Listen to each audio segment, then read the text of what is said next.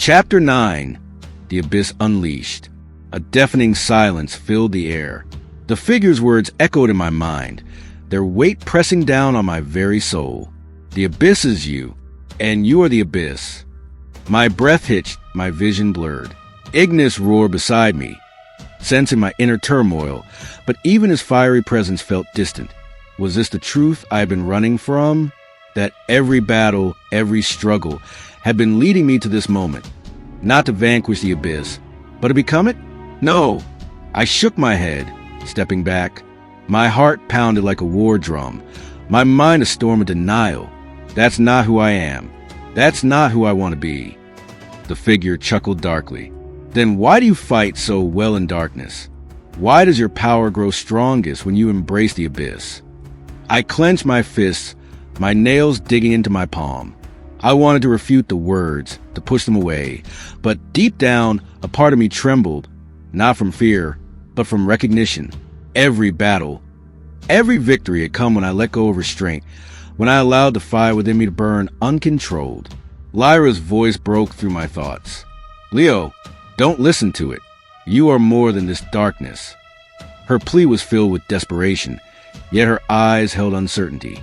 She had seen it too. The way my flames had turned black when I fought Malachar. The way my strength surged when I let my anger take hold. The figure smirked. She doubts you. Even she knows the truth. A growl built my throat. My hands burned with fire, but this time, it wasn't the golden flames of Ignis. It was something deeper, darker, wilder. The ground beneath me cracked as energy pulsed outward. The abyss didn't corrupt me. It was me. A vision struck me like lightning. A memory I had never seen before. A temple, ancient and decayed, its walls covered in inscriptions of fire and darkness entwined. A shadowed figure, hands outstretched, whispering words I could not understand. And in the center, a child with golden eyes and a black mark seared into his chest. Me, I gasped as the vision faded, staggering back.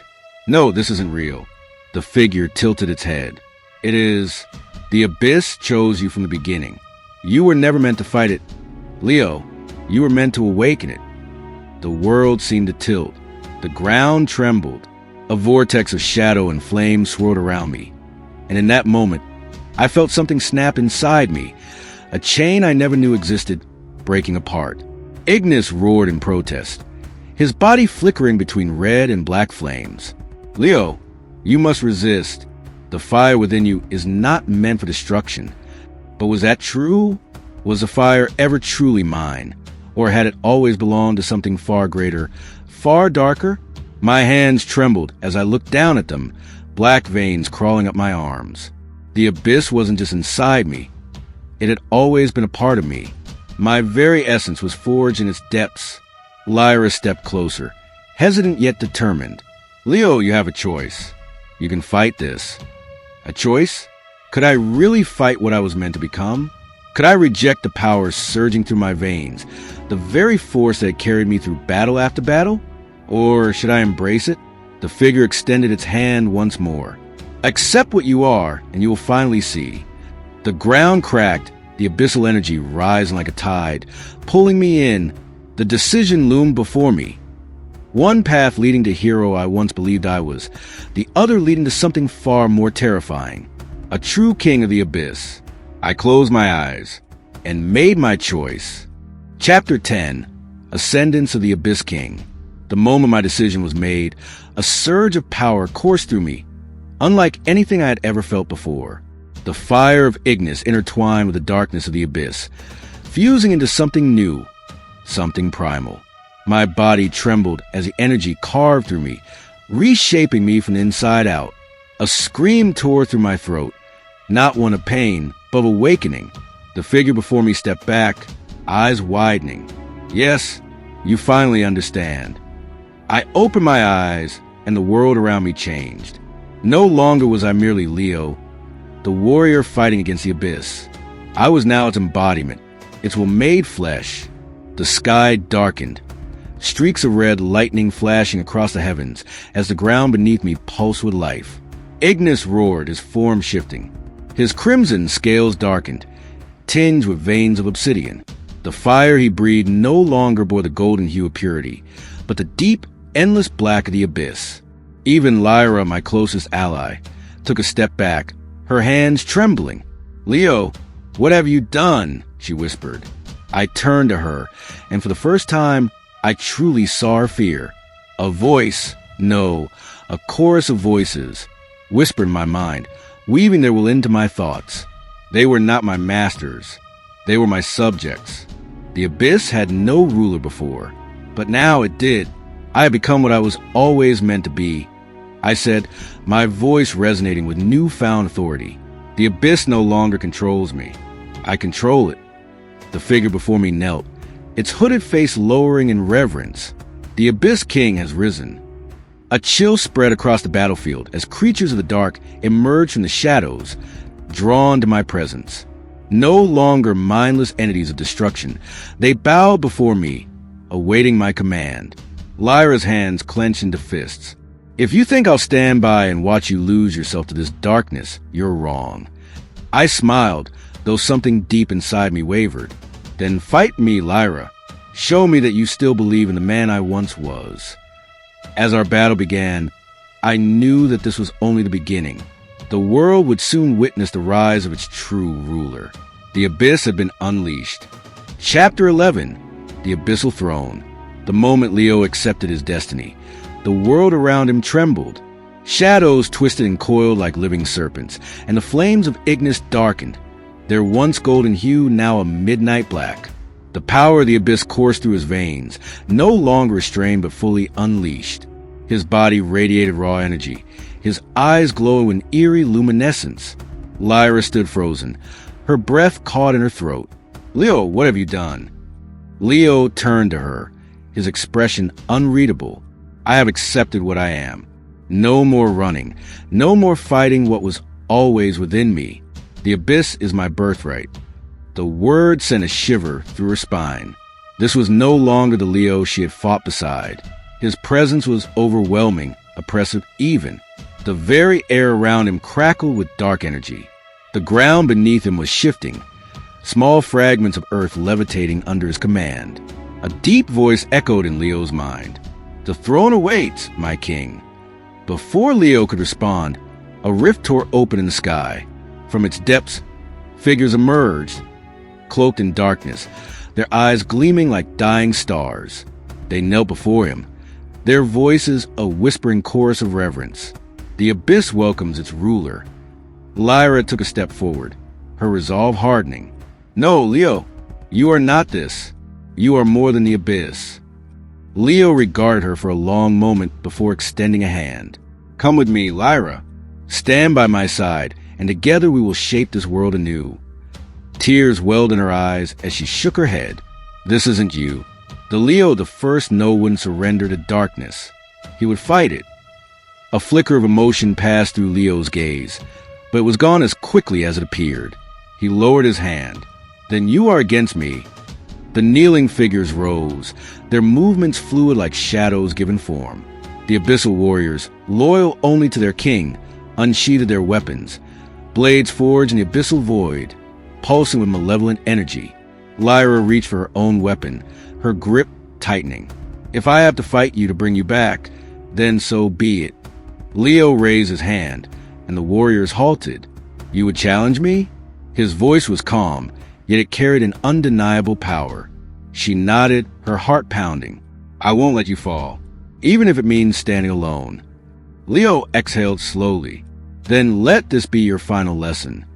The air around them ignited as abyssal flames surged from Leo's palms. The battlefield was set.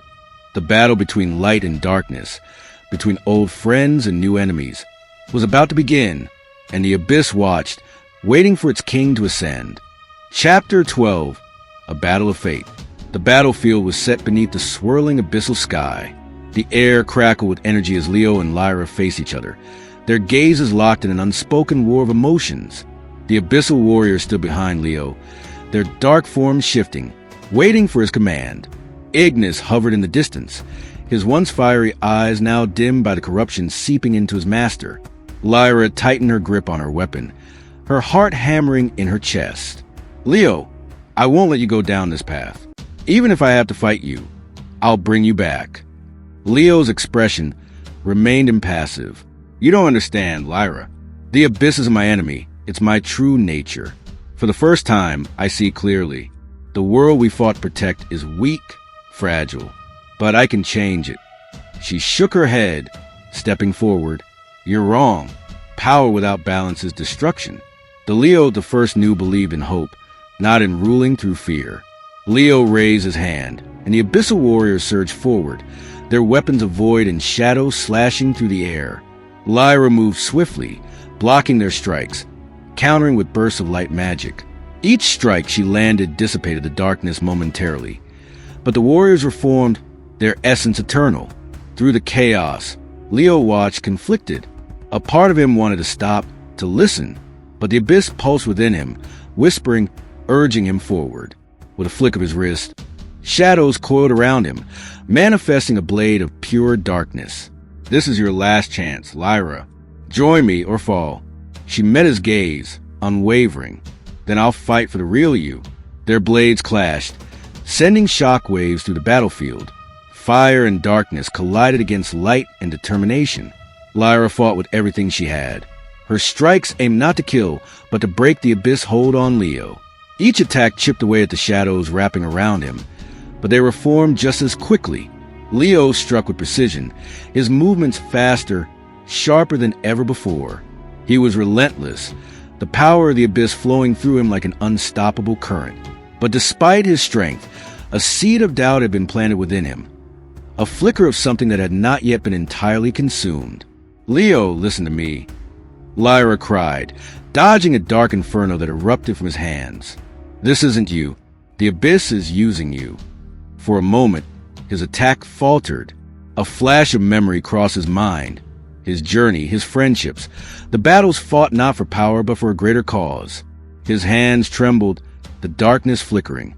But the voice of the abyss roared in his mind, drowning everything else. Enough, he bellowed, his power surging. The ground beneath them split, a chasm of abyssal energy threatening to consume all in its path. If you won't stand with me, then you will fall with the rest of them. Lyra steadied herself, refusing to back down. Then I'll keep fighting until I reach you. The battle raged on, but deep within, the struggle inside Leo had only just begun. Chapter 13, Echoes of Resistance.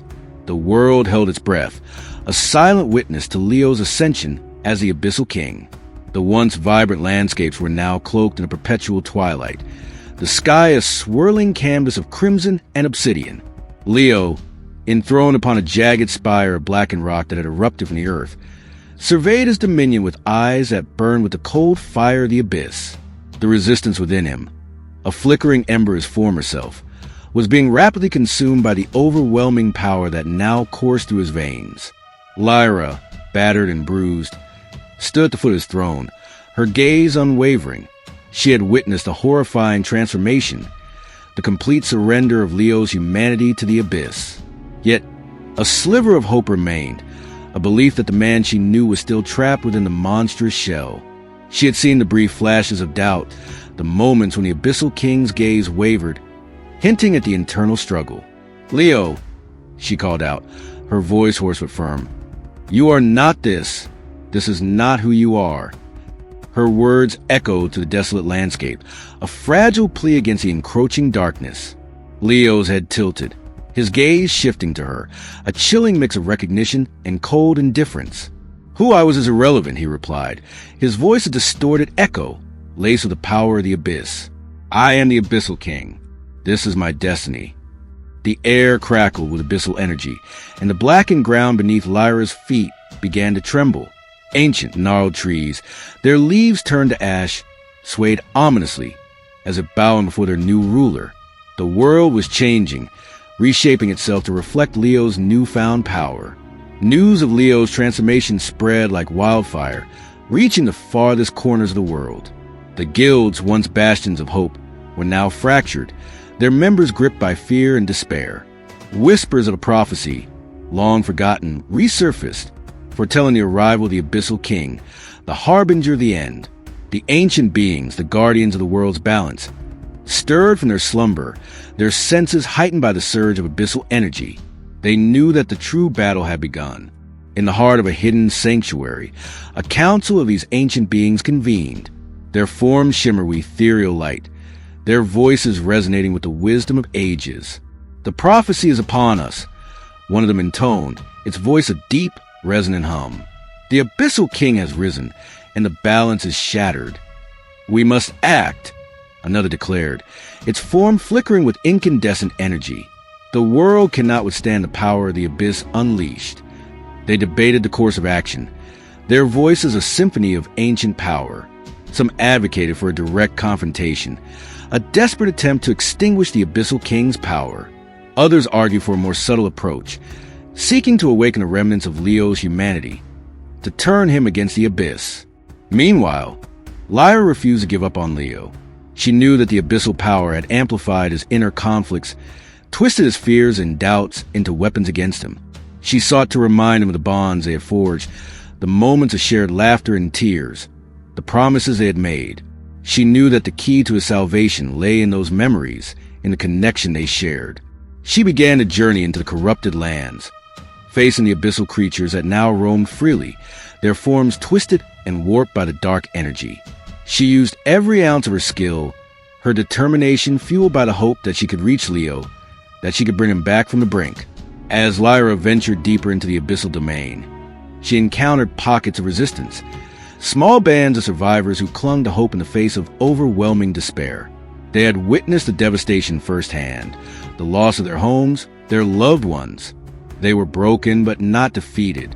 They recognized Lyra's determination, her unwavering belief in Leo, and they rallied behind her, offering their support, their skills, their knowledge of the corrupted lands. Through their shared struggles, they began to uncover more about the nature of the Abyss, its insidious influence, its ability to manipulate and corrupt. They learned that the abyssal seal had not merely cracked. It had been deliberately weakened, manipulated by forces that sought to unleash the Abyssal King. They discovered that Leo was not merely a vessel for the Abyss. He was a catalyst, a key to unlocking its full potential. Leo, in his abyssal throne, felt the stirrings of resistance, the faint echoes of hope that challenged his dominion. He sensed Lyra's presence, her unwavering belief in him, and a flicker of something akin to anger ignited within him. He had embraced his destiny, accepted his role as the Abyssal King. Yet, the memories, the emotions, the connections he had forged as Leo refused to be extinguished. He sent forth his abyssal legions, twisted creatures of shadow and flame, to crush the resistance, to extinguish the last embers of hope. He sought to silence the echoes of his past, to solidify his control over the world. But with every step Lyra took, with every act of defiance from the remaining resistance, the echoes grew louder, the resistance within him stronger. The stage was set, the lines drawn. The world held its breath, awaiting the clash of fate, the final battle between the Abyssal King and the remnants of hope. Chapter 14, The Heart of the Abyss. Lyra, leading a ragtag band of survivors and rebels, pressed deeper into the heart of Leo's corrupted kingdom. The landscape grew increasingly hostile, the very air thick with abyssal energy that choked and burned.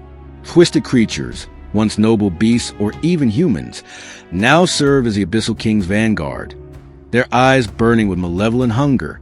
Despite the dangers, Lyra refused to falter. She had learned much from the scattered pockets of resistance.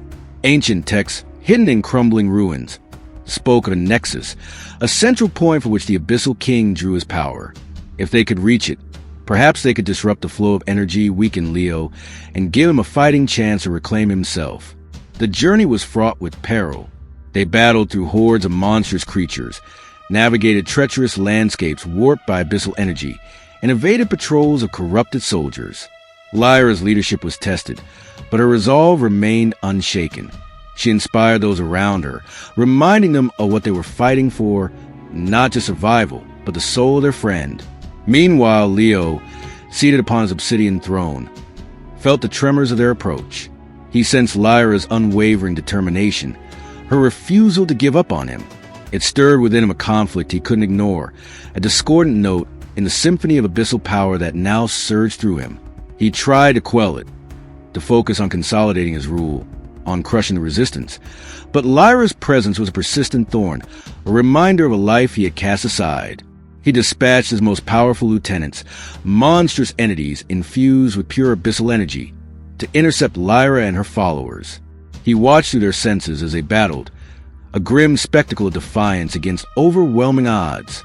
He saw Lyra's courage, her tactical brilliance, and a flicker of something akin to pride, a twisted reflection of the emotions he once felt, sparked within his corrupted heart. Lyra and her companions finally reached the Nexus, a pulsating vortex of dark energy that throbbed at the center of a ruined city. It was a horrifying sight, a testament to the destructive power of the Abyss.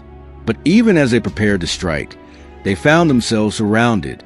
The Abyssal King's lieutenants had cornered them, their monstrous forms casting long shadows over the battlefield. A desperate battle ensued, a clash of blades and magic against raw abyssal power. Lyra, wielding her elemental magic with newfound ferocity, fought with the fury of a cornered lioness. Her companions, inspired by her courage, fought beside her, their skills honed by weeks of struggle and survival. But the enemy was relentless, their numbers seemingly endless. Lyra realized they were facing a losing battle. Just as hope seemed to dwindle, a figure emerged from the swirling vortex of the Nexus. It was Leo, the Abyssal King, his eyes burning with an eerie light. He surveyed the battlefield, his gaze settling on Lyra. "You persist," he said, his voice a chilling echo of the man she once knew. "Why do you cling to this futile hope?" "Because I know you're still in there, Leo," Lyra replied, her voice unwavering. "I won't let the Abyss take you." Leo's expression shifted, a flicker of conflict crossing his features. He raised his hand, and the battleground fell silent. His lieutenants, sensing his hesitation, looked to him for guidance. "Leave us," Leo commanded, his voice laced with authority. "This is a matter I must settle myself." The lieutenant hesitated, but ultimately obeyed, melting back into the shadows. Leo and Lyra stood facing each other, the fate of the world hanging in the balance. The Nexus pulsed between them, a silent witness to the coming confrontation. The true battle, the battle for Leo's soul, was about to begin. Chapter 15, The Crucible of Souls. The air crackled with tension as Leo and Lyra stood poised, the corrupted Nexus throbbing like a malevolent heart between them. The silence was heavy, broken only by the low hum of abyssal energy. Leo's eyes, burning with the cold light of the Abyss, held a flicker of something Lyra couldn't quite decipher. A hint of the man she once knew struggling against the dark tide. "You cannot win, Lyra," Leo's voice echoed, a distorted resonance of his former self. "The Abyss is too powerful. It has consumed me." "No," Lyra countered, her voice firm. "It has consumed your fear, your doubt, but it has not consumed your heart." She raised her hand, and a wave of elemental energy surged forth, a swirling blend of fire, water, earth, and air. It was a chaotic force, a reflection of the inner turmoil raging within Leo. The Nexus pulsed, reacting to the surge of energy, its dark tendrils reaching out, attempting to absorb and corrupt it. Leo met her attack with a blast of abyssal flame, a torrent of dark energy that clashed with Lyra's elemental surge.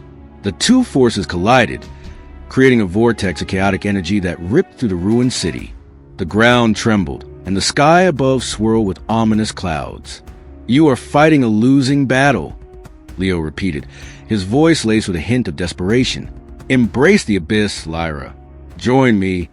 "I will never join you," Lyra retorted, her eyes blazing with determination. "I will bring you back, Leo, even if it destroys me." She pressed her attack, channeling all her remaining strength into her elemental magic. She knew she couldn't defeat Leo in his current state, not with raw power. Her only hope was to reach the remnants of his humanity, to rekindle the flame of his soul. The battle raged, a whirlwind of energy and emotion. Lyra's attacks were not meant to inflict physical harm, but to pierce the armor of abyssal power that surrounded Leo's soul. She sought to remind him of their shared past, of the bonds they had forged, of the hope they had once held. With each clash, with each word, Lyra chipped away at the Abyssal King's facade. Memories surfaced, fragmented images of their journey together, of laughter and tears, of shared dreams and fears. These memories, like sparks in a dark void, began to ignite within Leo's corrupted mind. He recoiled, his hand trembling as he felt the memories flood his consciousness. The abyssal power that had once flowed freely through him now seemed to resist, to recoil from the light of his past. He staggered, his eyes flickering between the cold light of the abyss and the warm glow of his humanity. "Stop," he rasped, his voice strained. "You are tearing me apart." "That's the point, Leo," Lyra replied, her voice soft but firm. "I'm tearing down the walls the abyss has built around you. I'm bringing you home." She channeled her remaining energy into a final, desperate attack, a wave of pure light that engulfed Leo. The Nexus pulsed, its dark energy recoiling from the radiant light. Leo screamed, a tortured cry that echoed through the ruined city. The abyssal energy that had encased and began to crack, revealing the man beneath. His eyes, once burning with cold light, now flickered with a warm, familiar glow. His form shifted, the monstrous armor of abyssal power dissolving into wisps of dark smoke. He collapsed to his knees, his breath ragged, his body trembling. The Nexus, deprived of its connection to Leo, began to implode, its dark energy dissipating into nothingness. Lyra rushed to his side, her heart pounding with hope. Leo looked up at her, his eyes filled with a mixture of pain and relief. "Lyra," he whispered, his voice hoarse, I remember." The battle was far from over. The abyss was not defeated, merely weakened. But for the first time since his transformation, Leo was back. The crucible of his soul had been tested, and the embers of his humanity had been rekindled. The true war for the world and within Leo was about to begin.